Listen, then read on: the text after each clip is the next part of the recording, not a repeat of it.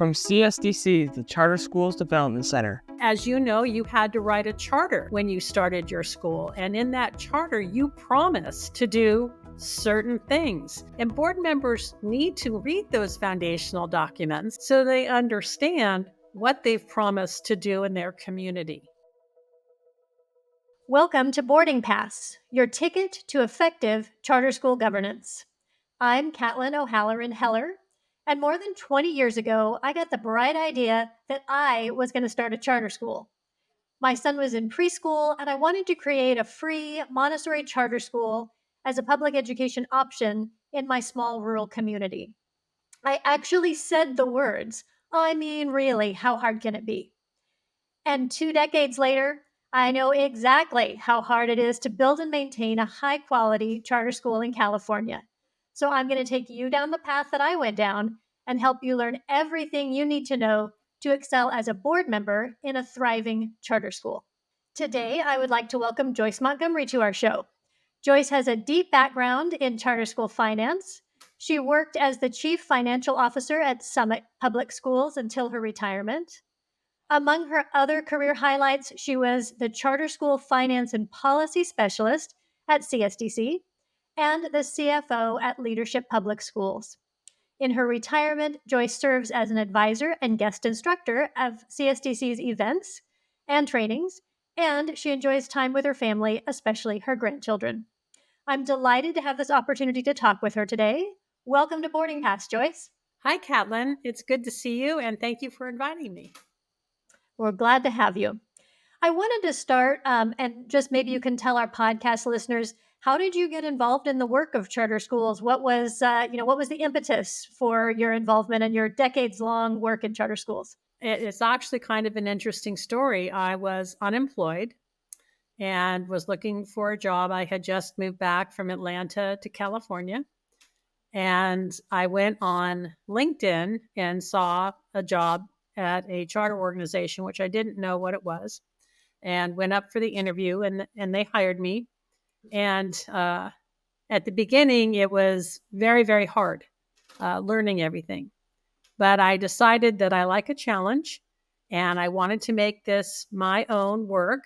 And from there, I really dug in and learned everything I could possibly learn about charter schools, specifically from Eric Premack and the CSCC staff, and was able to really become, I would say, an expert in charter school finance and charter school work. And I'm very proud of my history and my career. And one of my philosophies is to pay it forward. So I try and make sure I can share my experience and knowledge with anyone who wants to learn something about charter schools. That is a great story, and you're absolutely right. That's why CSDC works with you, is because you are an expert, and one of the leading experts in this area, and it's a complicated area. Understanding finance and budgets and obligations and responsibilities and all of those sorts of things. And I know that as a board member, when I first started, and again, I was learning all sorts of things as I was going along, right? And as a school founder, I remember looking at a budget spreadsheet at one point in time and quite actually wondering what the little paragraphs were around the numbers. I mean, that's sort of where I started, like not having any background in, my degree is in government. I don't have a background in finance or charter school finance. And what I'm hoping we can talk about a little bit on this podcast is just sort of helpful information for board members who maybe start with a little more expertise than I had, but who really are in this for the first time and trying to figure out how to do what they need to do.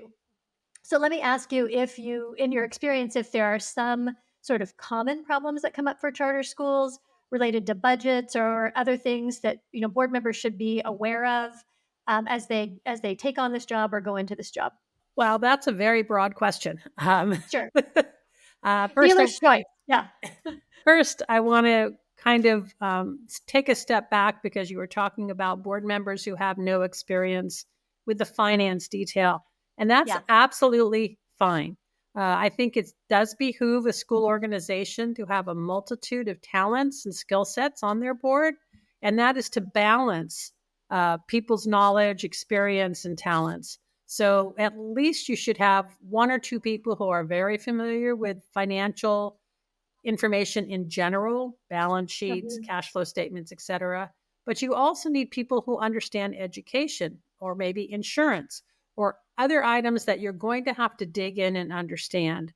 And those different talents help blend and make a board very strong and very capable. And you teach each other. The other thing that I think is important when you're getting financial reports is to have a variety of lenses and variety of views. So you see not just numbers, because those only speak to us, a number of us who actually think numbers are really cool, but graphics and pictures and things that explain it in a different way. Just like students learn in different ways, board members learn in different ways. And our responsibility as staff is to make sure you have the information as a board member to make a good decision and support the education of your students. Absolutely. And I love that you underscored the mix of folks that you need on a charter school board. Hopefully, some people with this finance experience, but some people with real estate experience or legal experience or educational experience, other things that they can bring to the table. In another episode of this podcast, we've talked about that a little bit more. But I think it's so important to underscore that even in this situation, you can come in like I did with absolutely no background in charter school finance or any kind of finance other than balancing my own checkbook at home and still become a really functional board member because you learn from experts like you or listen to podcasts like this and figure out what you need to do and what you need to learn, and you learn from your fellow board members as well, which is a great idea. So are there would you say that there are things that happen to charter schools related to budgets that you see more commonly with other issues that come up? Well, I've seen a lot of bad budgets. Mm-hmm. As when I worked for CSDC, I worked with hundreds of schools across the state of California. And even now in my retirement, I actually do some consulting with schools and try and help them avoid problems. So the budgets that a charter school does should be aligned with their mission, their plan for student achievement, their available resources. And so the corollary to that is bad budgets often include a lack of alignment with mission and vision, separation of doing the local control accountability plan, and that's the narrative plan for how you're going to improve your school, and other aspects, the financial resources you have or the student population you have. So by thinking the budget is just a checkbox item, we have to do this, we have to get it approved, and it is meaningless, is a mistake. These budgets under the state of California are an authorization to spend taxpayer dollars. It's all public money.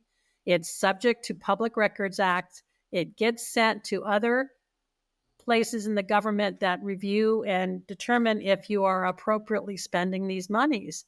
And board members need to be conscious of that, because what you don't want to do is have some failure on your budget or your program and end up on the masthead of a local newspaper and have a lot of scrutiny. So it's important to know all the items in a budget, to align it with what you ever intended to do with your school. As you know, you had to write a charter when you started your school. And in that charter, you promised to do certain things, to educate a certain way, to have these standards that you wanted your students to achieve. And board members need to read those foundational documents so they understand what they've promised to do in their community. So that's an important step. And all of that should be encapsulated in your allocation of resources, which is your budget, to the plans you have for your school. Absolutely right. And one thing I learned somewhere along the way as a board member was that if we decided, so we wrote out our LCAP and we made a plan and we decided, for instance, we need to improve math scores. That's actually a budgeting decision, right? Because you have to put more resources in whatever resources you need to improve those math scores, whether it's more staff or whether it's different curriculum or materials or even time allocated to that.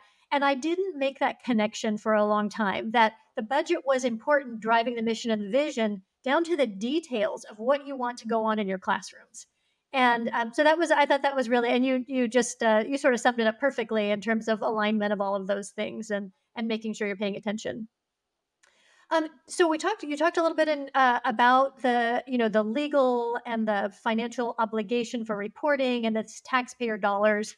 And while board members are not obligated themselves to produce those reports, they are often obligated to approve those reports. So, what are some examples of financial reporting that charter schools are obligated to do?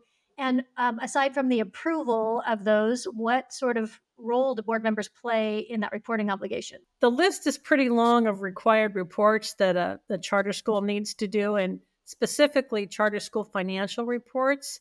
But in general, you have some annual reports and some quarterly reports. You have your annual audit, which is required by law. You have your annual budget, which you do in the spring of every year. You have your interim budget reports, which are reports on how you've done your budget to actual over the course of the year. You have your local control accountability plan, which we talked about, which is the narrative for what you're going to do with all these monies. There are many other program grants and budgets that have to go and be reported. And then there's the consolidated application, which is how you apply for federal funds. All of these documents and reports have a different purpose and are done at different times. But board members, because they have to approve these and the authorizers are watching, want to know that you know what's in those documents. And they want to make sure that board members have reviewed them, have approved them, have engaged and asked questions about them. Districts authorizers are often concerned that there's a lot of rubber stamping, that a board is just checking the box. And it's important for board members to review, which means they have to get these reports ahead of time so they can spend the time to review, and that they ask important questions, something that might catch their eye, or the process. I think another piece of this is that board members should get to know the staff well that are doing this work, because once you understand the challenges and the complexities of some of the work, it gives you a different appreciation of how much work goes into these and what the risks and rewards are of those reports. Yes. And also, I think, when you talk about the school staff, whether it's the school staff who's producing the reports, or whether you have a back office provider who's producing those reports, making sure those folks are super high quality so that the stuff you're getting is accurate and trustworthy. And I think that's such that CFO position is so important in charter schools, because if you don't get the right information, everything else kind of tanks, because you're relying on that as sort of your baseline for decision making. So I agree. That's really important. And the way that charter schools are funded is that there are various pots of money that come mostly through the state. And so that money is allocated by the state in a separate budget process that is connected but sort of parallel to the charter schools budget process. So what does that budget timeline look like? When can charter schools expect to be looking at these budget documents, making approvals? Is budgeting for charter schools a year-round thing where you're always looking at something, or is it sort of seasonal? Okay, that's a lot of questions. So we're talking about two different aspects there. One is the budget process itself and the timeline. That typically starts in January of the year prior to when you're budgeting for. So for instance, in January of 2025, we will start the budgeting process for the fiscal year 2025-26, which runs from July 1 to June 30th. All charter schools have the same fiscal year. The reason January is a good time is the governor of the state has to promote his preliminary budget. He puts out an education budget that people pay close attention to. And you can start with those preliminary numbers in estimating your revenues for the year. From there, you have kind of an iterative process. You're going to be assessing how much you can pay your faculty and staff. You're going to look at those total costs, your benefits packages, what they're going to be costing. You look historically of what you've spent in other areas like books and supplies and facilities, and you're going to update your numbers for that. And you kind of run through 2 or 3 iterations of this budget till you come to a good draft budget. And the reason I say it's draft is you don't know for sure who's going to come to your school on day one. And you don't know for sure who your staff is going to be, because people transition, they come, they go, and you have to hire new people or whatever. So some of that happens in the late summer. So at this point, you've come to April, May, you're going to present this draft budget to your board for approval. You have to approve it by June 30th, along with your local control accountability plan. So by then, you've got your draft budget and you've gotten it approved. So you now have an authorization to spend money on July 1. Now, how you get the money is through a different process. And this has to do with attendance and coming to school every day. And in California, your enrollment, which is the number of students who have said, I'm coming to your school, is a partial part of the apportionment system. The actual apportionment is based on average daily attendance. And what average daily attendance means is how many days during the school year a specific student comes to school and does school work. And that's how California apportions money. And so every month you're sending in a report to your authorizer because you've been seeing every day what students are coming. 3 times a year, those reports are sent to the state. The state does a calculation and starts sending money based on those reports. So it's 2 separate processes. And hopefully with your budgeting that you've done, you were correctly estimating your average daily attendance and correctly estimating your enrollments. Obviously, it's better to have more students than you budgeted than less. If it is less, then you have a different budget problem, and you'll probably need to take steps to correct that. Yeah. More students and more and higher attendance rates, right? Because of that ADA. So you want those kids and you want them there, and that's such a big emphasis, I think, to make sure that your students are at school or completing their work packets and those sorts of things when they're not at school, physically at school. And one more point on that. Sure. Board members do need to understand what attendance rate means, average daily attendance, and enrollments, because if you are falling short of your attendance, that's a problem you need to correct, because it will have long-lasting effects to your school, especially from a financial standpoint. Yes, absolutely. And that those things are different, although they kind of sound the same, right? Enrollment, attendance, average attendance rates. But those are actually different calculations and impact your funding in different ways, depending on if you don't have a student coming at all, or you have a student drop out, or, there's all sorts of different ways that can impact your budget. Yeah. That's a really good point. Now, you talked earlier about, we want to sort of keep out of the headlines, right? And not have financial scandal be what comes after the word charter school.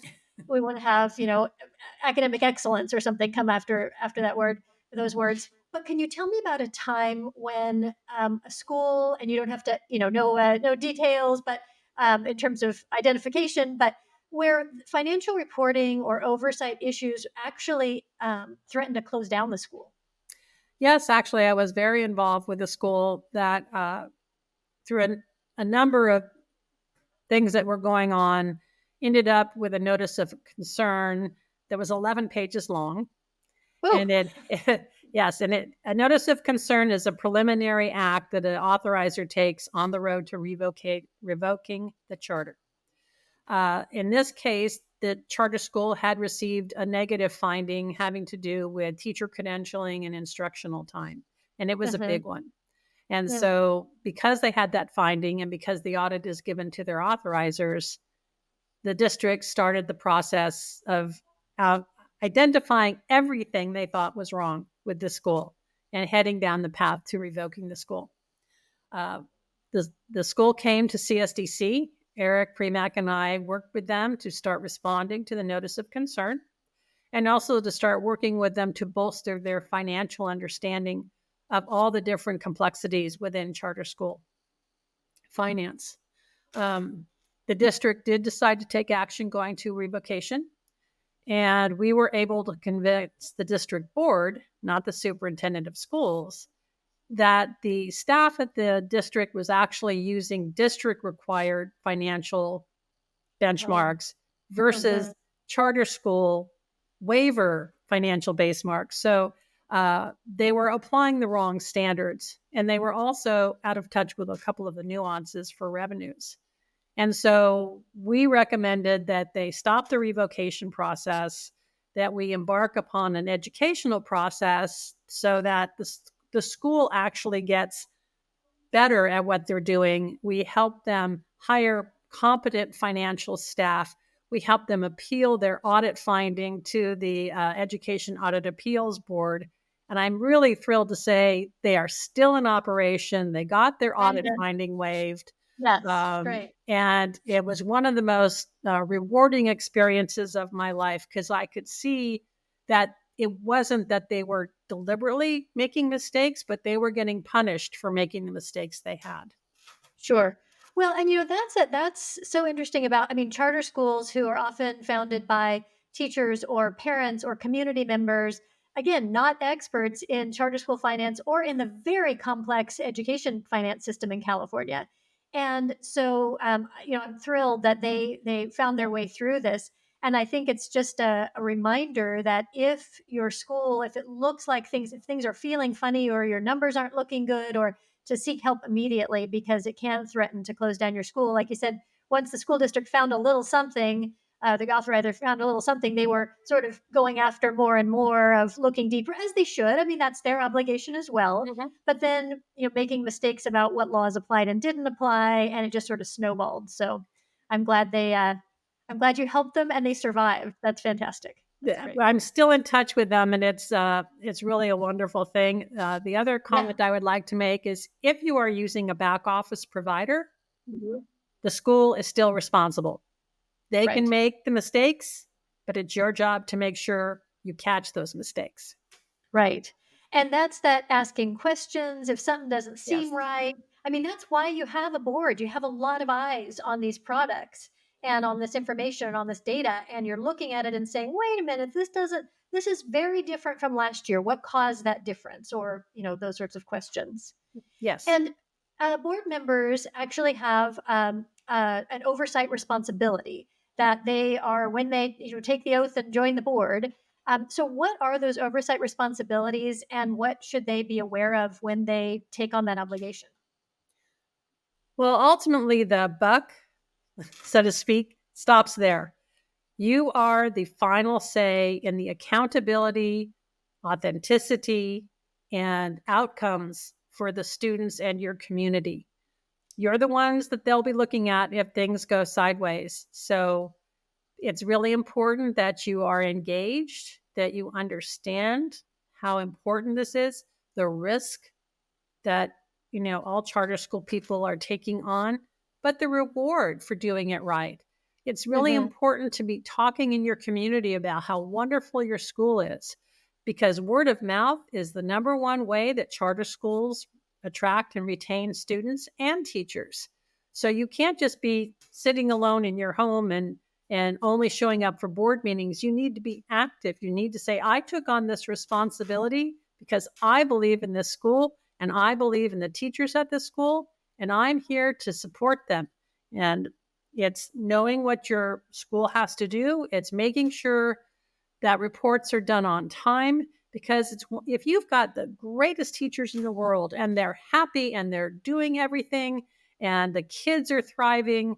I was on the board of a school where probably 60% of the kids got 100% on their state testing, which was really amazing. And they were good financially, so we'll say that. Yeah. But if you're not good with your reporting, if you're not good with meeting the requirements, it doesn't matter what you're doing in the classroom, because you're going to be punished for doing this other thing incorrectly.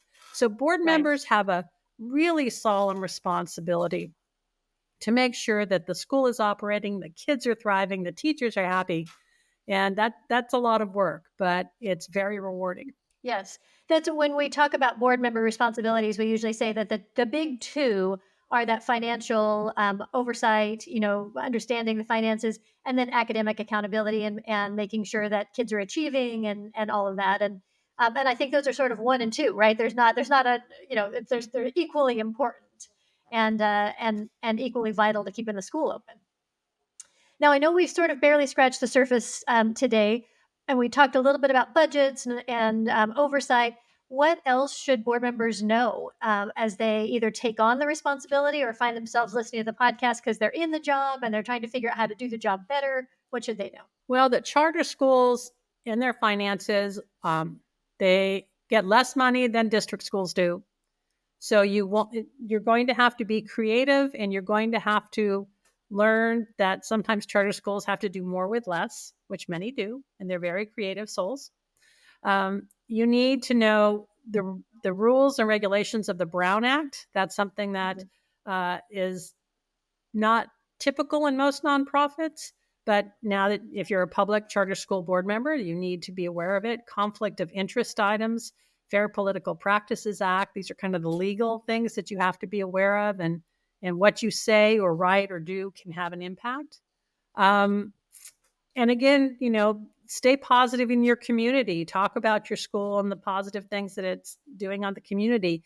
You're making a generational difference for your community, and it can be a really positive experience and a real positive item for the community. So, for those people who have taken up board membership, and I have done a couple of schools and boards, I always found it very enlightening, very supportive, and something that I would do again.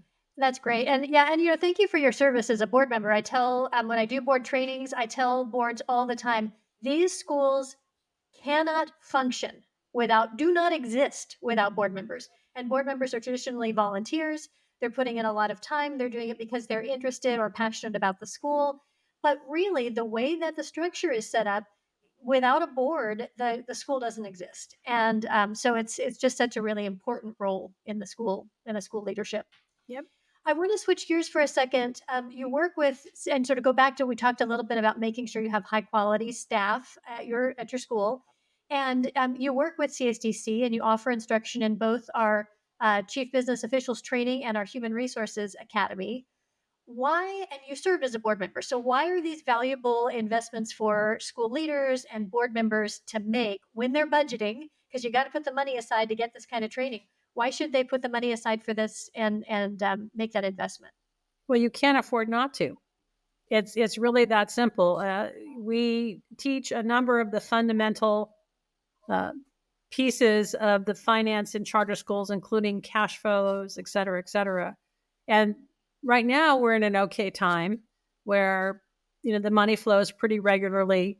But I was here during 2008 to 2012, and the money wasn't flowing. And so you need to have the strategies and the skill set to work through some of those tough times, because I'm doing a item at the conference, which is strategies for charter school leaders in difficult economic times. And I was writing like, well, what's a difficult economic time in a charter school? Well, it's every day.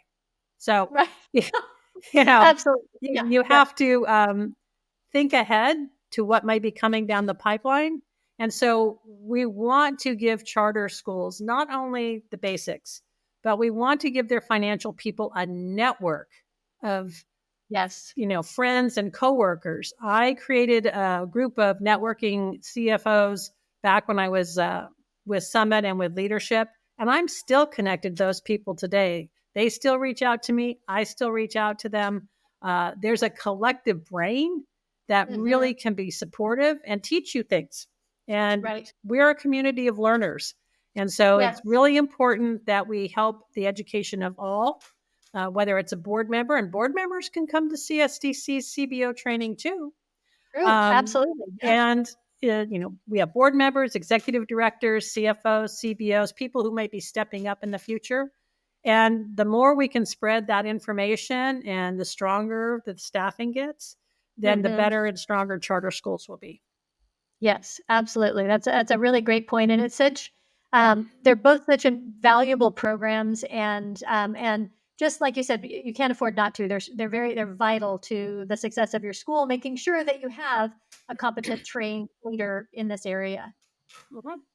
So my final question for you today As a former board member, as a former CFO, as someone who trains all of these folks, what words of wisdom or encouragement would you offer new or even veteran charter school board members?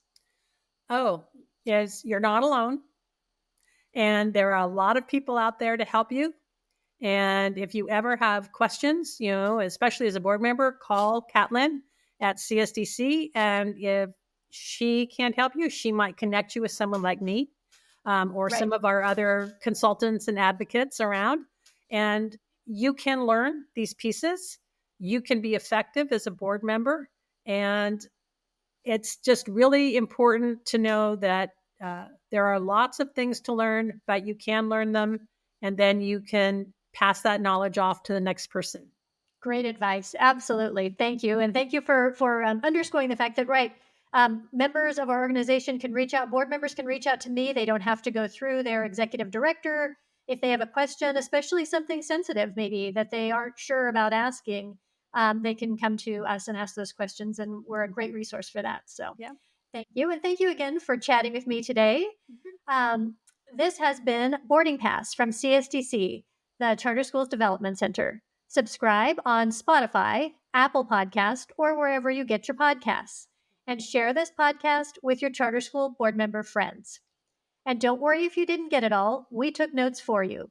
View today's show notes at chartercenter.org/boarding pass.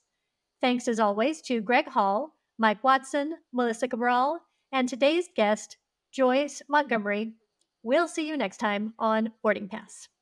Now that you've got your boarding pass to effective charter school governance, why not upgrade to first class? By becoming a member of the Charter Schools Development Center, you'll gain year-round access to expert guidance, cutting-edge resources, and a network of experienced charter advisors. CSDC membership is your fast track to excellence in charter school governance, offering personalized support and professional development opportunities that will help you and your school soar to new heights. Go to chartercenter.org/membership to learn more.